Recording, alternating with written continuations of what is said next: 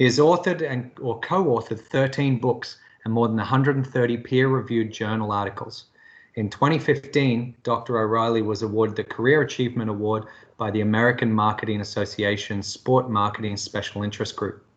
For more than a decade, he has been minority owner and partner consultant to Toronto-based agency T1, where he has worked for clients including Nike, UFC, Nissan, and Canadian Olympic Committee. Dr. O'Reilly was assistant chef de mission for the Canadian Paralympic team at the 2016 Paralympic Games in Rio. He holds a CGA CPA accounting designation. Thank you, Mr. O'Reilly, for taking the time today to join us. Thank you, James, for having me. You are welcome. Just a note for our participants to please, if you can keep your microphones muted and your webcams off during the presentation, that would be fantastic. That will maximize our bandwidth here through the server. Norm will be taking us through quite a slide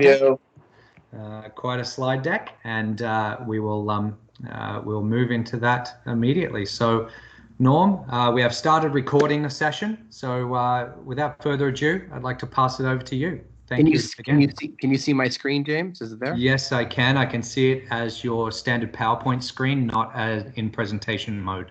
Okay, it's a Keynote file. That's odd. Okay. Let me see. So, what do you still see it now? Let me try to do this. Okay, hold on. Let me just try one more thing. Okay.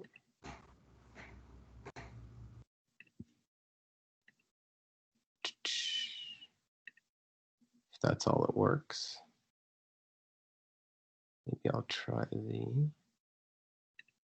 I can try PDF. That doesn't work. Is this? Okay.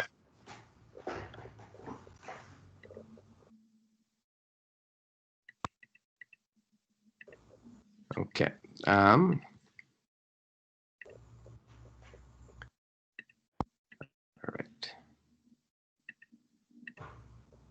All right. So is that still showing the? Yes, it's showing the editor. I guess your Keynote in an editing.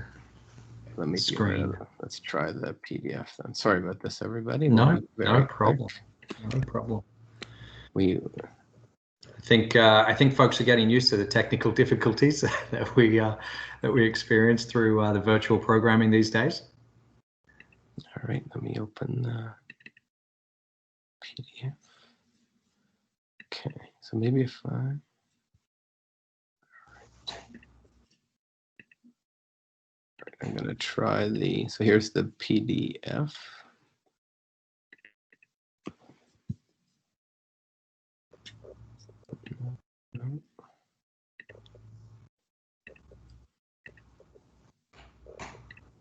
There we go. How does that look any better?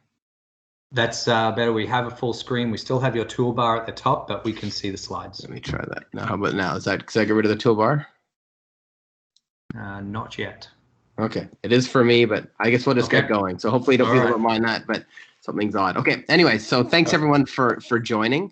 It's a pleasure to be here, and I know we've been looking forward to this. So what I'm going to do over the next hour is share with you a lot of stuff. And so the topic is generally sponsorship, and I know generally our industry is under a massive amount of pressure.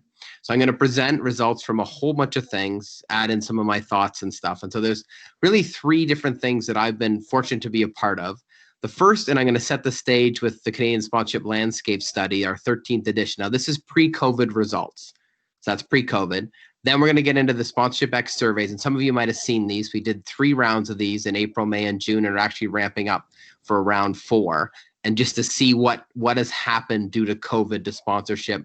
And most of the sample is Canadian, some is American, some are global. I'll take you through a few of those things. Then I've been good fortune, and the information can't really be shared broadly, but I'm going to talk a little bit about on high level. And we've published one, Sherry Bradish from Brock and I published a white paper in the Toronto Star based on work that was done for the provincial minister around sport in Ontario. So it's a huge group. A lot of you were probably part of that. And so I'm going to touch on a little bit of those things, but in a nutshell, it was devastating. And then hopefully have time for some questions at the end. James did a great job introducing me, so I'm going to move into sponsorship right away. I'm going to roll quickly, and the deck will be certainly available to anyone. James has a copy who would like to have some of this more stuff in detail. So just to kind of take us through a little bit what's happened. So in pre-COVID, sponsorship was at the best position that it had ever been in the history of Canada. We've been measuring this very, very closely with the Canadian Sponsorship Landscape Study every year since 2006. And it was in its most sophisticated, most investment, best evaluated, best levels of activation that we've seen in history since we started. Wonderful times. April, as you know, disaster hit. Late March, moving into April, everything is canceled. Every club is down. There's no soccer practices, no tennis practices. People are being furloughed and laid off. The wage subsidy comes in to keep a few people working, etc. Fast forward into May, which we'll get into in a little bit. Can I just interrupt there? Sure, Norm, sure. I'm just wondering if you've moved slides. We're still looking at your opening slide. Great. Okay. That's not good. I don't know why it's doing this, James. Yeah, I'm definitely on slide 5. So okay, I think I need to do. Let me try it. Baseball is what I was seeing there. Yeah. Let me try another one. Okay, so if I go like, let me just make this a bit bigger. Can you see that now? But you see all my stuff, right? Yeah, we can see everything on the side. But does it move? Is it moving through? Not yet. We're still now. Yes. Yep. We're on slide 6. There we have the. Now we have sponsorship is still hurting but improving. Okay, now back to slide 5. Okay. All right. So it's moving slower than I'm talking. Okay. So I took you through this, just the changes we've kind of seen. Slide 6. How about I keep saying them and hopefully it keeps working. So my apologies. Slide 6, then we got into June. And this is where we kind of had the most recent end of June sponsorship X study. And that was things are coming back. The players are now of the major sports are being isolated. There's efforts to get going again. Restaurants are opening in a very controlled way. And now in August, we've announced in most parts of North America, the kids are going back to school. The NHL is playing. The NBA is playing. Domestic, provincial level sport starting in little spurts. I mean, golf is going. Things like cycling, people are training. There's not many events to do. Very, very few sports have games, or things look like they're going to be canceled largely to the end of the year. So that's the progression we're going to kind of go through. Slide 7, start thinking ahead. And we got some data on what people think things are going to look like. And so January 2021 is really what most experts in sponsorship suggest is when we're going to see somewhat of a return to some kind of stuff, but in a very different way. So you can see some shots there of what it might look like. One, I'm a master swimmer, 1 lane swimmers. And then the hope is that 2021 in Tokyo will, I mean, people used to think it was for sure the games are going to happen. I think most people would now tell you it's 50-50. If they're going to happen in the way we think of them, they're probably going to happen, but maybe there'll be no fans, maybe there'll be empty venues, those kind of things. But the real hope is that that'll be a real return, that we'll have a treatment that works. There's a couple of efforts right now going in 2021. So as we've gone on, people are getting more and more pessimistic. So slide 8, we're going to get into 2019. So going back to the landscape study here on slide 9, you can see the partners of IMI, T1, and SMCC are partners on the landscape study every kind of year. So I'm going to take you through some of the results. So keep in mind, we're going to spend the next 10 minutes kind of in a pre-COVID environment where sponsorship was well. So there's a couple of reasons we're doing this. One is to set the stage so you have an idea of where things were at, and also to have you thinking about if we get a return to some kind of normalcy, if you will, around live events. So there's a variety of views out there that things are going to change permanently, that things are going to come back with a boom, something kind of in between. Some parts are going to disappear, some are going to come back, some sports are going to be hit harder than others. Down the list you go. So people are going to go bankrupt in the meantime. There's all these kind of pieces out there. So we have, it's worthwhile we're all to kind of invest and think about these kind of pieces as we kind of go forward. So up until COVID, we're being smarter, we're getting bigger in terms of sponsorship. On slide 13, just so you can see the way this study works. So a lot of you have probably filled this out over the years. It's a free study, sponsorshiplandscape.ca. Everyone can have the results. People use it all the time. We get somewhere north of 1,000 unique downloads every year, so we know people are using it. It's not perfect data by any stretch of the imagination, but it's based on a variety of different methods and different stakeholder groups. So we get information from sponsors, from properties, and from agencies. We do it largely online, but some people don't like to give financial information, so we still collect a few come in by email or sent in other ways. It's done in French and English.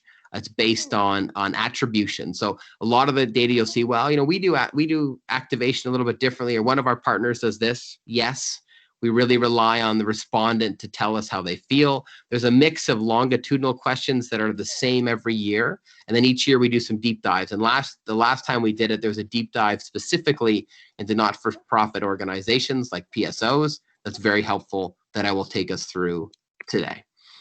We've got about over on 14 there. There's about 4,000 respondents over the years of the study, unique Canadian organizations. This is organizations, not individuals. You can see 2010 is the year we went online and responses really went up. The blue is properties, the red is agencies, the gold is sponsors. Obviously, most difficult to get sponsor results, but we get enough. In the terms of English, French, and online, offline, you can see those numbers. We get less and less offline, thank goodness. And then each year we get a certain number of responses in French, not as many as we would like, but we are sampling from both of our official languages, and we do all of the reporting in both official languages, and I present it each year in English and in French at different conferences. Give you a little idea of an official sponsor, because I know a lot of you are looking for sponsors. And so I just put together this little slide that's got all of the kind of some trends. So the 41 sponsors that we looked at, and I think the first thing to think about is sponsors are big. So this particular group on average spends $3.3 million in 2019 on 2019 study, 2018 year-end data on sponsorship, and quite a range in terms of what they do. Their largest sponsorship average was just over $1 million. So some very big properties. I know that's not PSOs, but that's the nature of who you're dealing with. On average, between 2 and 60 sponsorships, an average of 14 deals. You can see when they make it. We ask questions about cash, VIK, and different things. I'll get into that, and they're spread out across the country. First, I'm gonna rapid fire through some key data points here. So the first thing we ask is, how important is sponsorship, i.e. for those that do sponsorship, what proportion of your annual marketing communications budget is on sponsorship? And the numbers have gone up and down and move around in the sampling we talked about, but somewhere between 1 in 4 and 1 in $5 goes towards sponsorship pre-COVID by those organizations. How much are they spending? Again, there's a plus and minus here, but in terms of rights fee spend, we've seen an up and down. It actually decreased a little bit in 2018, but in a good way, and we'll show that in a second. So a cumulative annual growth rate of about 3.8% since we started measuring. So it's outpacing inflation and doing pretty well. We also ask people how much they spend on activation sponsors. And the activation ratio is the proportion that you spend on top of that. So for example, the 0.68, which was the number in 2018, means for every dollar spent on rights fees, an additional 68 cents was invested in activating that to make it work. So a good thing, the bad thing is that's very low compared to what we see in other countries. The good thing is that number has been getting closer to rights fees over time. So even though it looks like the rights fees dropped a bit in 2018 because of the increase in activation, we saw an increase overall.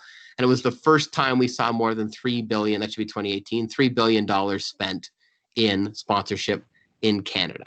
I should mention that in the US, we see, in Australia and France and England, we see numbers of like 2 to 1 in terms of activation ratio. So we are behind there. In terms of decision making, so we started asking these questions in the last 3 years, and now we're asking them obviously again in the current data collection, but we're seeing really positivity. So you remember those days when we sponsor golf because the CEO, she likes to golf. Those days are gone. There's a very small amount that are in bias, you can see there, but mostly it's based on very sophisticated things. So you got to think about when you're pitching a sponsor that is this going to help them increase their sales, improve their brand, allow them to activate, drive their assets, give them opportunities to access data and beat their competition? All those kind of things are very, very important. Where do we see the largest sponsorship? So I mentioned that average of 1.1 million. Most of that is in pro sport, but about a quarter is in your world, amateur sport. The average size of a largest deal across the board is 1.1, but that's really driven by much higher numbers in pro sport. You can see 1.9. So in amateur sport, we're seeing the highest ones in the $500,000 kind of range when that's the case. This slide is very important for you to think about. We have seen since 2013 this real, we called it the pro sports renaissance, and then it renaissanced again. Professional sport is really kicking everybody's butt. So a lot of people point fingers at the COC or say money's going here or governments aren't supporting. The reality from a sponsorship perspective is that pro sport is really offering much greater returns to brands than amateur sport festivals and cause and other places are. Now, as I said earlier, the overall pie has been growing. So a lot of this you don't notice as much as you might because the pie's been growing, but a huge chunk of that pie is gradually moving to professional sport. And it's not hard to think about why. Look at what the CFL's done. Look at what the NHL has done. So think about like Wendy's half. I think about with Nissan and the NFL and the CFL. Think about the NHL and its outdoor games and the Stanley Cup playoffs, what the clubs have done to really enhance their stuff, the Leafs, the Canadians, etc. Think about when you think about the MLS in Canada and jersey sponsors and their following and how that's working. And they're really getting sophisticated. Their digital property is very, very strong. So they're really dominating. So that's important. This slide just kind of shows you 24, the numbers and how those proportions actually break down. And so you can see the amateur sport versus pro sport. I didn't show the other ones here, but they're certainly on the report online if you want to get them. And you can see the proportion that's getting more and more and more to pro sport versus amateur sport. Obviously, there's a plus and minus in the data collection. Another really key point to keep in mind on sponsorship spending from PSO perspective, and hear this all, well, the Leafs, the TIFF, and the Canadian Olympic Committee, they get all the money. Not true. Sponsors tell us it's really almost bimodal. They're really interested in some of their money going to big national and international properties, but a chunk, you can see the numbers there, go towards local and regional properties. So sponsorship is really moving in this bimodal direction, moving away from provincial and multi-provincial and really towards local and then national level stuff. So there's chunks of those big budgets want to be reaching people in their local community grassroots environments where PSOs are a perfect fit. On 26, just as you'd expect, and we like to just share this a little bit, is that your opinion of sponsorship growth is probably much more pessimistic than those of your sponsors. Another important one for you to think about in terms of a PSO perspective, and this is something we find year over year, is sponsors really like VIK, yet we're seeing a declining proportion of sponsorship deals in Canada that are spent on VIK. So if you're not, really think about how do you build budget lowering, so not VIK that's useless, but VIK like travel, equipment that your athletes can use, time towards certain things, stuff that actually lowers your budget should be a huge part of your pitches and what you go after, because those brands are much, much more willing to give away VIK than cash, and they love getting their products out there in experiential kind of ways. We again saw a real shift in benefits by sponsors. They really want, you saw a rise of things like digital ads, exclusivity remains important. An interesting one is the one on the bottom left there, which is ownership of an area. This is one thing that amateur sport organizations often struggle with versus pro sport and festivals and arts, et cetera, is giving a brand, your partner, letting them own things. So can they access the athletes? Can they connect with the coaches? Can they integrate them into their programming? Can they get their key customers to meet people? We know that's challenging and there's limitations there, but other properties are offering these kind of access and ownership bases, and how can you do that and open yourselves up so the brand can do what they want to do. Here's what I mentioned with activation ratio, the 6-8, and I mentioned earlier that in the United States, it's much higher. So you can see the number that's measured by IEG every year, and that number has traditionally been between 3 and 4 times higher than what we find in Canada. So activate is an area where we really need to glow. Slide 31 here, a very ugly one, but this shows the mix of activation investments that brands make, sponsors make in Canada. And you're like, well, that's awful. What do you do with that? And that's exactly the point, is that it's a totally random thing. It's a custom thing. So when you're dealing with a partner that's significant and they're going to activate, you need to work with them very specifically and say what kind of things are going to go. So branded content's coming in and out of vogue. Social media is coming in and out of vogue. PR has come up and come down. Right now, hosting and hospitality and product sampling, experiential things are on the rise. Advertising continues to go up and down. So it really depends on the time. And now imagine post-COVID what it's going to look like. Everything's got to be digital. If branded content is useless unless it's digital. Hosting and hospitality really not going to happen in 2020, 2021. How do you replace that? How do you do product sampling? Let them get stuff to your athletes. Are those campaigns where they're actually getting stuff into certain places? Do you actually go to an old-fashioned mailer? These kind of things. So what do you think about doing in terms of mix of your investment? What drives sponsorship? Again, I just talked about this. It's kind of dated. This is an important point that we've seen, and I just pulled it out to show it to you because you are a property. And one thing we've really seen in activation is that properties, because brands aren't activating enough properties, and this number was 0 for the first few years of the study, has now gone up to 11%. So a lot of other properties like yourselves are reinvesting. So what does that mean? That means if you get $100,000 sponsorship, you take $11,000 of it and you reinvest it on average, and you reinvest it to make sure your partner's happy, to make sure they get their ROI, to make sure things happen that's going to make it successful and allow you to renew and potentially renew at a higher level. This is one for those that have seen the study. You've seen this every year. It's been the same results every year. There's a servicing gap that exists. Sponsors tell us that their expectations of service and what's provided by their property partners are never reached. And all of those values, except for the bottom one, protection of rights, are statistically significant. So if you think your sponsor's happy with what you're doing, you think you're delivering on all the elements of their contract or that they want, you're probably not. A few are, but very few are not. And so what we've seen in response to this, properties, just like on the activation side, have started to reinvest. On the side of satisfaction and evaluation, we've often seen a gap between the two, but we had really good results last year that sponsors are much more happy and much more aligned with what their properties think. But there's still a large chunk, about 22% of sponsors in Canada tell us they're somewhat satisfied. Another 22% told us they're neither satisfied or dissatisfied. So not great results. So about 4 out of 10 sponsors are not happy with the ROI they're getting from their partners. So you need to really focus on that.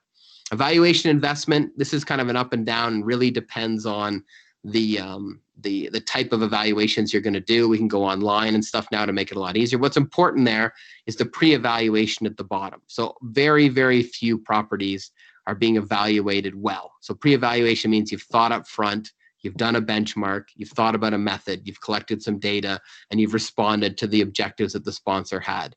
If you haven't done that and you're sending them a bunch of pictures or a media report or a decision report that really has nothing to do with their objectives, it's not really going to be effective when it comes time to renewal. And similarly, properties have been investing in evaluation. Why is it important to talk about evaluation? So every year we ask the question in the study of all the groups, what keeps you up at night about sponsorship? And every year, the top choice is usually, or almost every year, something about measurement.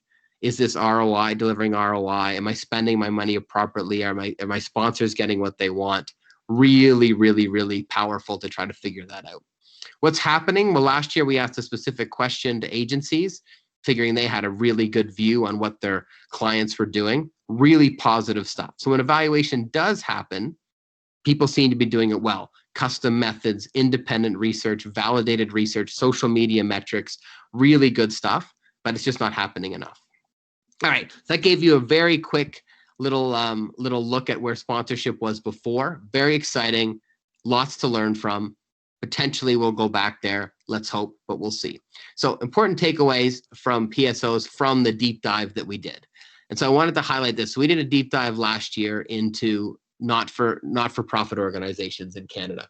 And so of the 1.8 billion, which I told you was spent, those brands told us 42% of that was spent on not-for-profit property partners. Then went in and broke that down a little bit more into the two areas that are probably most interesting to you and that where PSO would probably be. Most would be classified as amateur sport, and a few of you might fit under the cause category. But you can see where they go overall in their historical investment. Now, keep in mind, this is in the context of a growing pie. So in that famous Boston Consulting Group matrix or investment evaluation stuff, you would call yourselves a dog. So, which is not a positive term. So it's there. We've continued to collect sponsorship, but a lot of our competing areas, professional sport, festivals, arts, are really beating us and taking a larger proportion. And the only reason that we're continuing to be a dog and not disappearing is that the whole field of sponsorship overall is growing. So it's been on a gradual decline in terms of the proportion, and that's time to kind of really ramp that up and be much, much more specific. We asked sponsors in this deep dive, as a lot of you know and talk about, how important is a cause? So is a sport a cause? Is a young athlete a cause? Is a developing athlete a cause? Is a Paralympic athlete a cause, et cetera? These are all questions that we ask and things we try to put forward, and we get a variety of different things. Very powerful results here. So hundreds and hundreds and hundreds of comments. We grouped them up and themed them. And a very, very small proportion, 9%, said it's important. Another proportion, 15%, said it doesn't matter. The important thing is the ones at the bottom. So about 3/4 say it really depends, and it's got to have impact that matters to my organization. So when you're thinking about a partner as a PSO in a certain sport, what you're doing, is that relevant to that organization? Does it really matter to them? Do they care? And look at some successful ones out there. Think about Pfizer and the Canadian Paralympic Committee, very long-term deal. There's an alignment with the causes that they're interested in and the CPC, and that's lasted. So you've got to think about things that fit with your sport. In a lot of cases, it's challenging, and there aren't very many. But cause is not an essential thing. It matters if it fits with what the brand wants to achieve. And there's one sponsor quote that I think really captures it well. Okay, so we're now on 49. So we also asked, what do you believe are the reasons for the decrease in the spend and cost? You saw earlier, cause is going down specifically. And we are often under this assumption that's because every property has got to have a cause kind of as part of it. And that's what we kind of figured out. So what's important for you to take away? So this is kind of a summarizing this kind of deep dive from kind of a PSO and not-for-profit organization perspective. Number one is this idea of navel gazing. So really, we really think we've all got great stories, and we think that people should give us money, and we think that we're very special. Well, we got to think about it in a real competitive way. We got to think about what other things can that brand invest in? What other things can that sponsor do with their money? They can just lower their price as part of their marketing campaign versus sponsoring us. Really, really got to think about those pieces. And then the last one is around activation. So really opening up your properties, giving access to what you have so sponsor can do cool things. So they can actually reach people, get people to test drive, to taste, to wear, to hold, to look at, to whatever the case may be with the particular products and services that they have to be very effective. For example, test drives at the halftime of football games have been shown to have an enormous influence on purchase intention and eventual purchase of those particular vehicles. There's the landscape study one last time. Okay, so there you go. There's the landscape study. So now to 2020 and COVID. So we did this series of surveys really to try to figure out what's going on pretty quickly after COVID hit. And so this was an open survey, an open sample that Sponsorship X sent out to all of its followers, which is a large number of people. I designed the questions. We did it in English and French and went around the world. We did 3 rounds, and then we supplemented, and I'll show you the quotes from them in a second, the results by getting input on the findings from 10 leaders of major global sport properties on a variety of things that are going to be important to you. When are we going to go back to normalcy? How are budgets being affected? Should we pivot? All these kind of things, and I'm going to share that with you today. So when we first did it, I'm not going to spend much time on these, but when we first did it, people thought this was going to last till early September. They weren't spending much on esports, and we kind of segmented everybody into 4 different groups of their optimism, pessimism of when we're going to return, and I'll talk about that in a little bit. When we went to the second round, people have now moved back to, no, it's going to be like this till January 1st. We're going to start moving virtual. Esports, maybe we'll look at it a little bit more. This key point that there's no such thing as fanless sports. It's just sports in venues without fans. These kind of things kind of came forward. And then the most recent round really was that we've probably bottomed out from a sponsorship perspective. So that's a positive thing. Everyone's starting to invest and plan for a return, shifting their dollars to new properties, thinking about 2021, domestic minor and tier 2 properties, like most of you, significantly and massively impacted. So what do those experts tell us? And I'm going to rapid fire through these because they're really good. And these are all incredible people who I reached out to try to get their stuff. First thing, we don't need fans in the venues for sponsorship to return. There's many ways to do it. You can go digital. You can really help brands do things. So you don't have to wait for people to be back for sponsorship to be effective. There's a lot out there, and this is Steve from the Pac-12 network, that really think they're getting feedback from their fans, their partners, that once we get this treatment or we get this virus under control, there's going to be a massive big bang. Don't be crazy, and this will come across in what I'll talk in a little bit. So don't jump onto a theme just because it's there, only if it makes sense and you can be authentic and do it properly. Properties need to pivot. So on the property side as well as the brand side, you really have to think about what you're offering to sponsors if you want to do sponsorship and how you're getting it to them. And I'm going to show some examples of that in a little bit. Julia from F1, who've already started going again, and there's a lot more quotes behind this, and you can get the full quotes on the Sponsorship X website. But she really talked about that they see this as a silver lining, that this move to a very digital online environment's going to open up a whole new realm of opportunities for them to sell sponsorship, which is interesting. Agencies have to pivot with agility. So Ian Malcolm, a lot of you probably know him, and as true partners. So you take this time as an agency. Maybe you're and you have agencies, some of you. You're not paying them fees anymore. That doesn't mean they don't want to help. They want to be with you in the long run, and they want to take that role as they kind of go forward. Non-endemic sponsorship in esports can work. A lot of people say they got to go into esports. The results show that's not the case unless it makes sense. But if you start thinking about building a digital or an esports version of your sport, or partnering with someone that exists and then thinking about how that can move into sponsorship, that can be there. Bruce also supported that same idea that don't just force anything to be clever, do these things appropriately. That's supposed to say, I don't know what it says, Finland. It's supposed to say fanless sport. You go. What are the advantages of using this version? So Stacey Allister, a famous Canadian who's the chief executive of the professional tennis at the USTA, she was very clear that they're not thinking about empty venues with the US Open. They're thinking about an empty venue for the players, but they're going to actually have more fans watching, because that's kind of what we're seeing so far.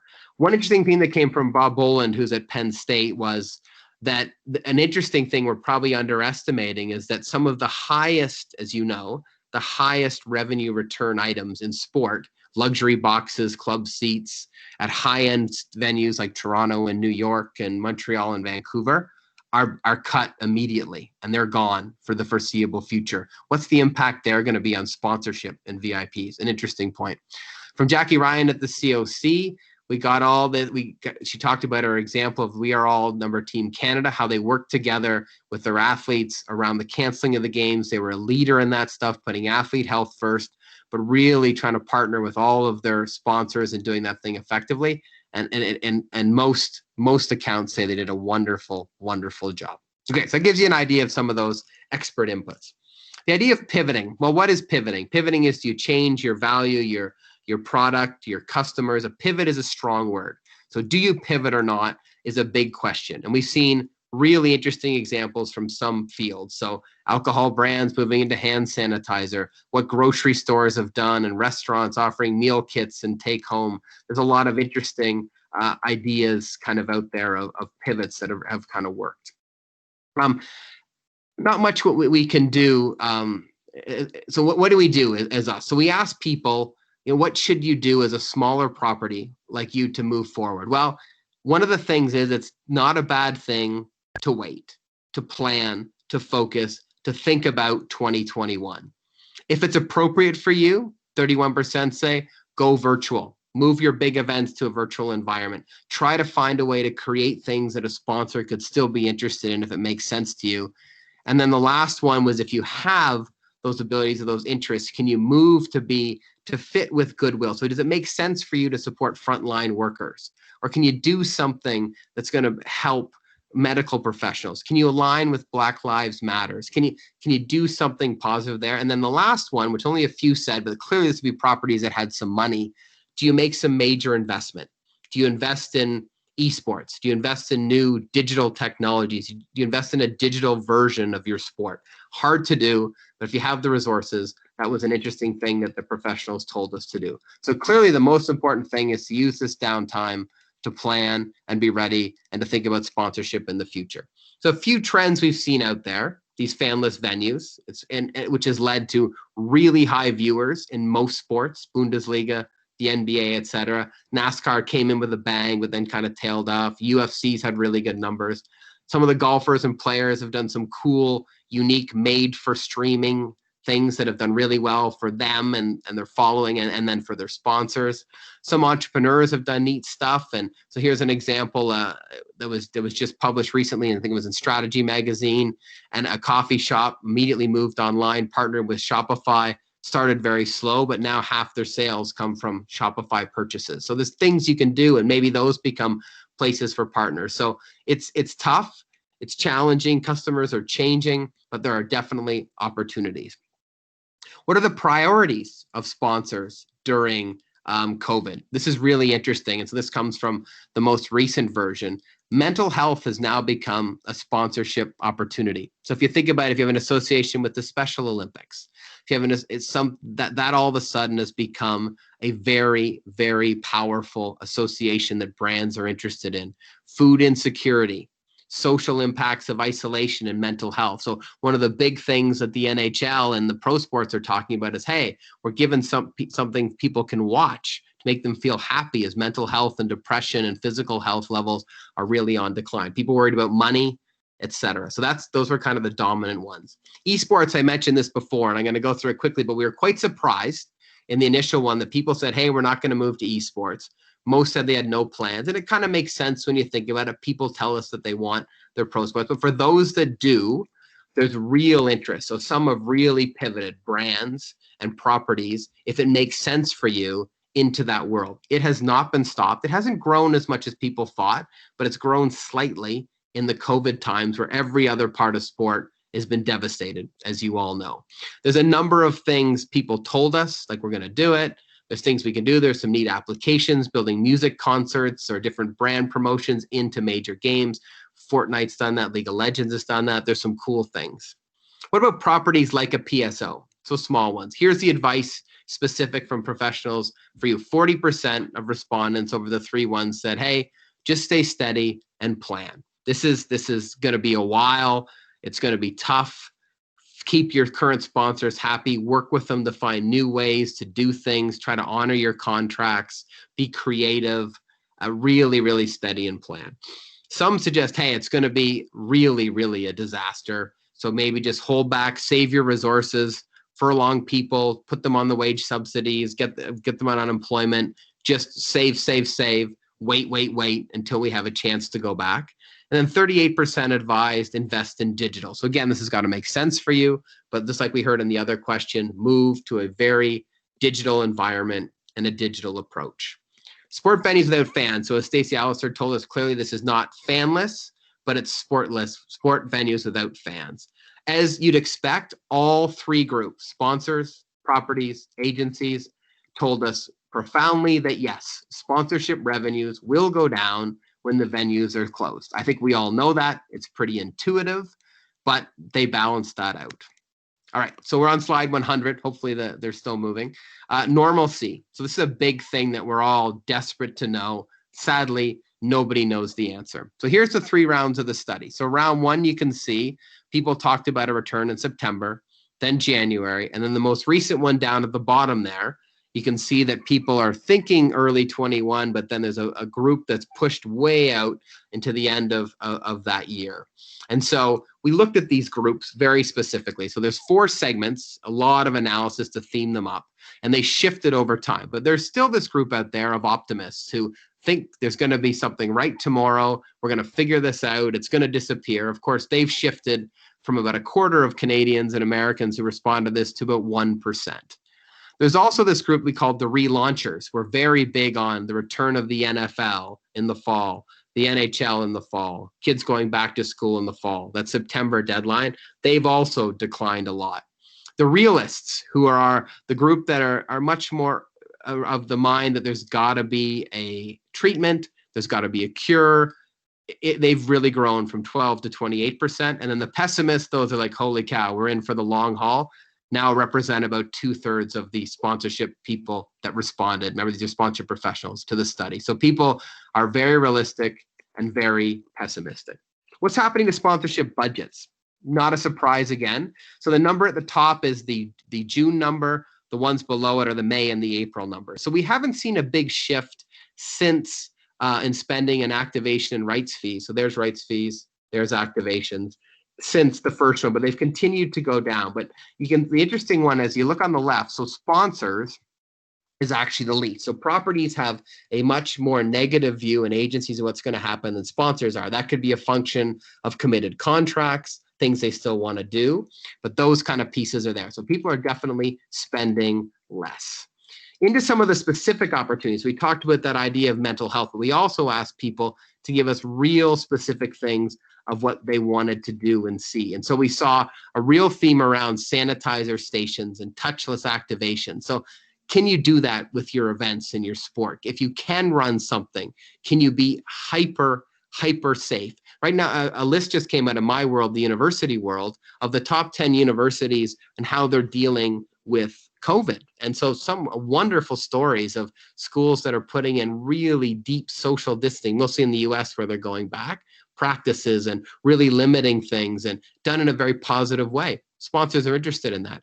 Second one was around a purpose. So you really link into some kind of element of the frontline workers we talked about, going digital, and then that mental health theme. So the specific ideas, there were 204 of them provided in that round, fit with that as well.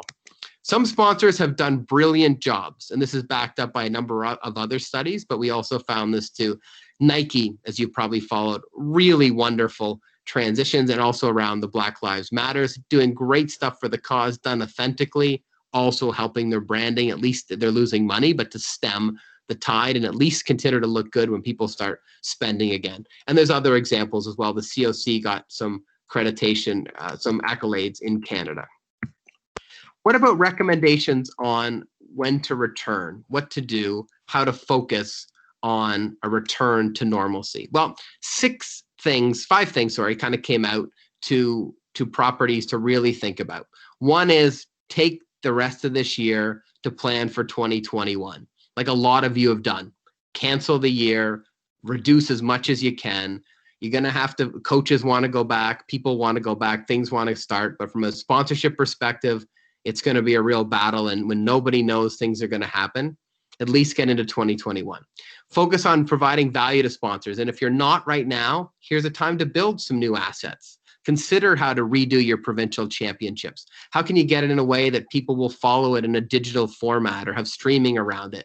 Reimagine what kind of offerings you have. Are there new events you can create? Maybe a bunch of you work together and take the Ontario Games, Summer Games or Winter Games to a whole new level. Maybe you create something with some of the elite athletes that people can race against digitally. I don't know, but reimagine some offerings. Look, obviously the last two, definitely be safe for all your participants, and then really, be aligned with what we're seeing around racism and diversity and inclusion, and don't do things that aren't authentic, and really think it through so you don't do something negative.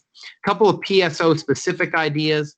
One is there's some real great things that our government's doing, and Justin Trudeau's had a few errors recently, but he's going to be looked back upon, I think, as this wage subsidy, which is going to cost us all a lot of tax dollars down the road, but really has kept us going. But between the Canadian government, the provincial governments, the wage subsidy, it's really keeping a ton of people in work. So that's wonderful, gives you resources in the short term. January, when it may end, who knows if they'll extend it, but if it may end, it will be devastating if we don't have things moving, which is highly unlikely. So really, you've got probably a resource base for the next 4 months. Think about really using it and preparing for that kind of piece.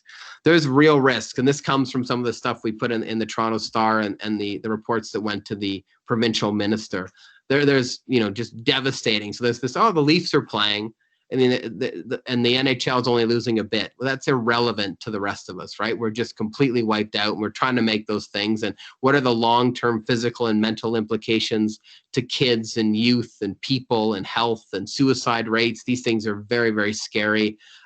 Many have closed their doors or at least ceased to operate in their traditional ways because of COVID-19. Some are assuming they're not going to return. We're going to lose some organizations. People are going to pivot to different industries who are quite talented. There's a lot of long-term ramifications that are hard to imagine, especially as this kind of goes on and on and on. And some final thoughts just before we open it up for some questions. One, and this is a bit of a summary, is there's 10. I've got 10 kind of takeaways to look at. And some of these are repetitive, but just so you keep these in mind. You don't have to wait for live events to be back to think about sponsorship again.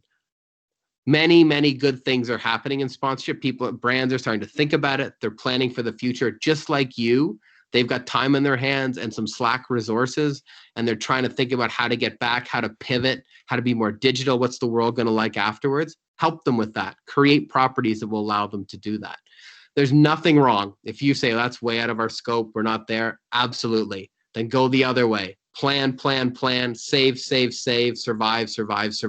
Nothing wrong with that strategy either. And your board will thank you financially once we get back to some semblance of normal activity. And your timelines for return, I would suggest, and what the experts are telling us is January is no longer a reasonable assumption. You should be thinking summer 2021 or later. And that mental health is definitely now a sponsorship opportunity. There's going to be a big return. I believe that. Experts tell us that.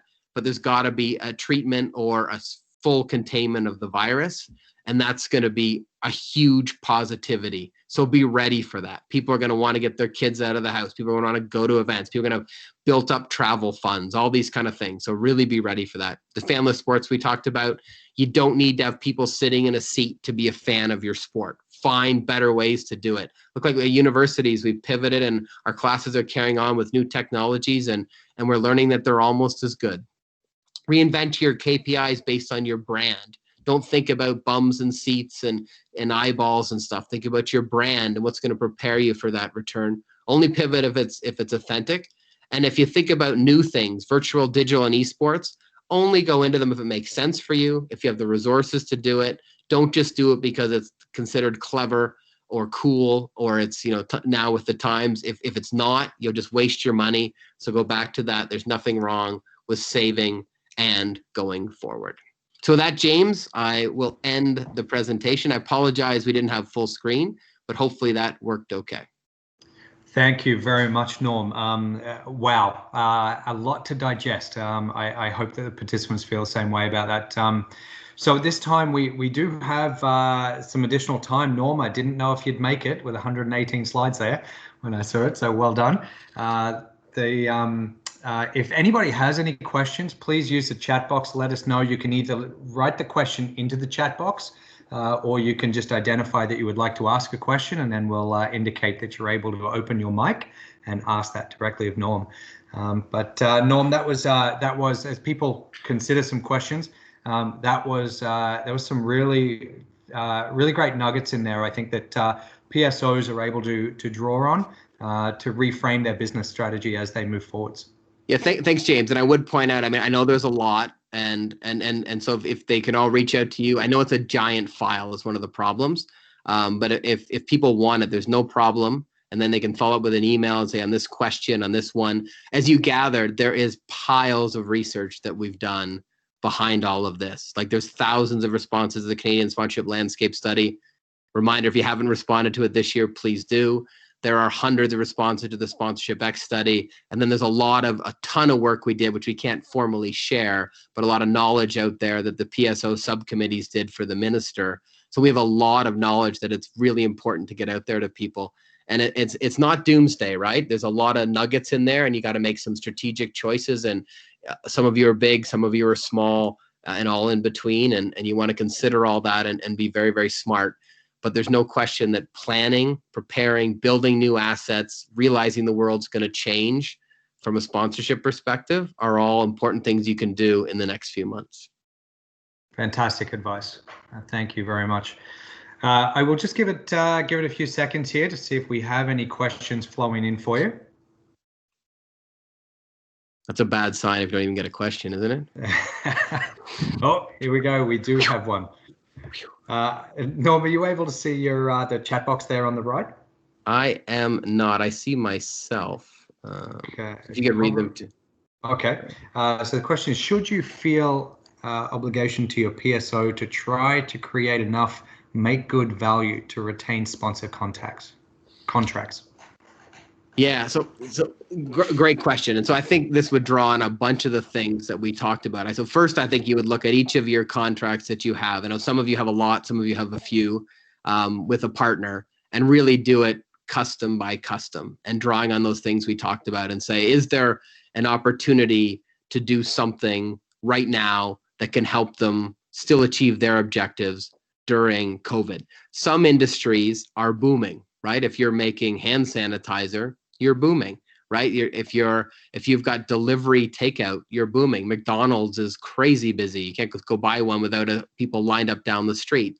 On the other side, you've got organizations that are decimated and hurting. There's reports now that Canadian Tire and HBC, if this lasts longer, are going to be like closing stores and retracting, and which is we would never even have thought of a year ago. If they're your partners, help them. Right? Find ways to help them. How can you get them to get more people in their stores and going to their online environments and not just shopping from Amazon and buying stuff from China? Like, how do you get people to start to do that? And there's a real interest in people out there in COVID to try to support Canadians and keep jobs. Our unemployment's already 11%. When the wage subsidy ends, it's going to go to 25% unless something happens, right? So it's very scary on the brand side too. Early on, it wasn't.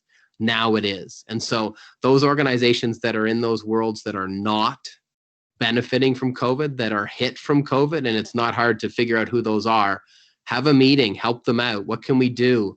Don't make them pay as much, pivot their activation dollars, whatever it is, and don't be focused on your bottom line. Think about how you can help them and extend that. And then, wow, when we come back, you will benefit massively from that. And that may involve having new properties, new digital channels, new ways of reaching your athletes, new ways of training, more different types of events that as I talked a little bit about, that you could do. So that would be my answer there. Very custom, and then draw upon all these things that we know about what COVID's doing to us.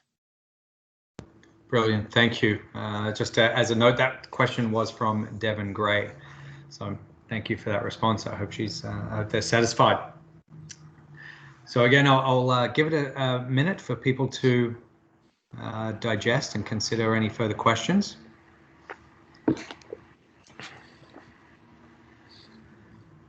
And Norm, following this, I think that it'd be great for us to catch up and look at a potential debrief, because I think there is, to your point, there is more to get into as things continue to evolve in the landscape. I think that there's probably more that you would probably like to share with the participants as well. Of course. And I mean, one thing we could do, James, you had talked about this, if people wanted to reflect and read, and then we could set up another session, and I'd be happy just to take questions when people have a time to digest. It might be a smaller group, but those that really want to. And I know for some it's devastating and sponsorship is challenging, but for others, you've got big properties and lots of revenue to try to protect. And I think I can hopefully help there. Excellent. I do have another question for you from Lindsay. With the cancellations of some of the Power 5 NCAA football conference, do you believe USA-based information will shift significantly? And how may this impact the optimism of the industry? Yeah, there's no question this is a big hit. But I think it's also an intelligent, and like you, Lindsay, I've been following this very, very closely, and it's kind of hard to imagine that it even took this long to postpone the season. It seems to be a no-brainer to postpone it till January, like the OUA has done, because you can still run these sports in a tighter environment in the spring.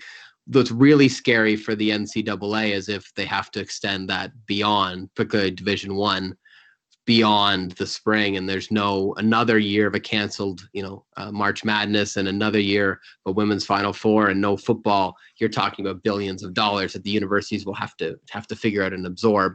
A little more modest here in Canada, but you're right, the overall thinking. But I think part of me thinks of that, and this is me, not the research, and I guess the piece that would come from the research would be that the pessimistic group, which is now about 2/3 of us, right, in the sponsorship industry, that are saying that is, hey, it's going to be a while. So let's not take any undue risks that's going to extend it, right? So can you imagine like football players playing and there some of them, particularly certain positions that are athletes that are quite big, are allegedly, from what I've read, very high risk. So you can imagine what a death would mean if an athlete died from COVID. Holy smokes. And you start thinking about those kind of outcomes. And you should all think about that in your sports as you push to come back, right? Like, is the push worth the potential risk of an athlete dying? And we've now seen lots of evidence of young people getting complications, not nearly as common or as high risk as older people, but young healthy people, bad things can happen from this disease. And so you balance it that way. So I think the idea that we as sport are super careful, let's get rid of this thing. I mean, the United States has taken a while, and their leadership, is there, but there's definitely at the university level, the universities understand the risk, and they're really being very, very careful. Now the conferences are being careful, so you're starting to see that. So if we can get the numbers going in the right direction, and then a treatment to come, then let's figure out how to get the money back, and then let's figure out to do. So that's back to that plan and stuff. But I think to your point about the positivity side would be, hey, they're being smart. This virus is real. They're not ignoring it. They're protecting athletes. So hopefully that would be read in a good way. Excellent. Thank you. I will ask the sports that are on the call to please forward information through to us, questions or topics that you might like to dig a little deeper into in the future. As Norm has flown through this, I think he's barely scraped the surface on much of what can be shared. So we at the Institute would be curious to see where sports would like to go with another session with you, Norm. So I do have another question for you from Austin. Great. For those who are able to run events and have properties available, how can you take advantage of being one of the sports that is able to maintain a semi-normal season? Well, I think that's a huge advantage if you can do that. So golf would be one, and you've seen RBC is continuing to sponsor, and they're investing in other things because they're really looking for properties that can do stuff. But again, you got to do it in a very safe way. But I would see that from a sponsorship perspective as a massive opportunity. So you saw the spending that went up, as I showed in Canada, has been increasing. And then you saw the responses from brands that said, hey, we've cut back our rights fees by about 30% and our activation by 50%. That doesn't mean they don't have that money anymore. That means they're just holding it back and it's there. And as I was kind of highlighting, they're really looking for partners that come to them with ways to help survive. So I would think, okay, who are the sponsors we currently have? And are they in that camp of COVID's good for their business, COVID's not good for their business? And then approach them in that way. And then, wow, who else out there, like the Canadian Tires of the world that we talked about, potentially could we find a way to help? Like going to them and asking for money is not going to help right now. Going to them and finding and get with a business proposal of how sponsoring your event can help them increase their revenues beyond the sponsorship fee, you're going to get a meeting very quickly. But you got to get there, right? And so is that building in digital components? Is that building in other ways that they can activate, get people towards their stores? They're desperate. They're so far behind. They're desperate to build their online shopping. This is not just Canadian Tire. This is many, many Canadian retailers, right? They're desperate to build their online world and somehow get something back from Amazon. You saw that example I showed of the partnership with Spotify and the One Coffee House. That's a Canadian organization. It functions very much like Amazon would. How do you get them there and get people shopping there? So many Canadians have shifted so much of their spending to not spend and also to buy everything so it's delivered to their house, right? Which doesn't help any of these organizations at all. And so the anything that can have a value proposition, not an ask, would be my advice there for those groups. But if you're running, I think you'll be able to get a meeting, a Zoom one. That's great. Thank you again. Yeah, I think there will be some sports who can run a semi-normal season as we are a country of winter sports, and Austin particularly is coming from that angle. There's opportunities for individual sports to potentially continue. Huge opportunities. I think about ones where people aren't, tackling each other and body checking. Those sports have, incredible opportunities. And then as we just said, a competitive advantage, right? Hard to say something like competitive advantage. You sound kind of evil in the global pandemic, but there are some silver linings, as we saw the quote from F1 there in this mess, right? There's some silver linings for certain properties and certain brands. So if you're fortunate enough, Austin, to be in that world, it would be wise to take advantage of it. Excellent.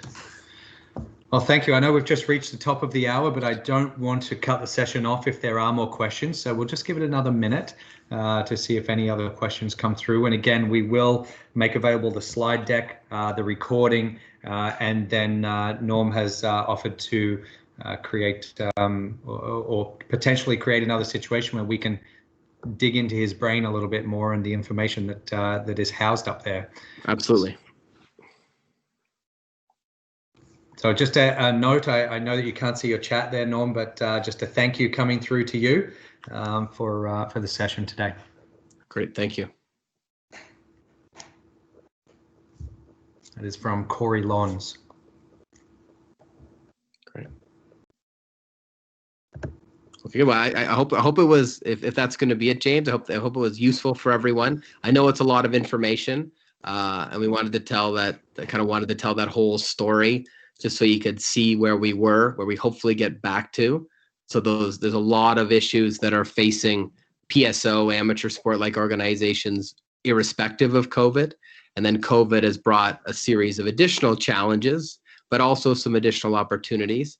And a lot of people, as you've probably read, and I would agree with this, are viewing COVID really as not a shifter, but an accelerant of change, like things that were going to affect us all, whether it was universities or sport or events or whatever, were coming, but they've just come a lot freaking faster. And so I think that's a nice way to look at it. So you think about transitioning, and if you build some of those things that make sense during COVID, they should have good value once we get beyond this thing, hopefully, and from a sponsorship perspective. That's a great point. Well then, yeah, Norm, I think that we probably have reached the end here. We'll let you get back to your daily life, and again, we will be in touch from the Institute, and I do hope that we have some more questions and potential topics flowing through from our sports. So again, thank you from the Institute for your time today, and please take care. Thank you, James. Appreciate it, and have a great day, everyone. Thank you.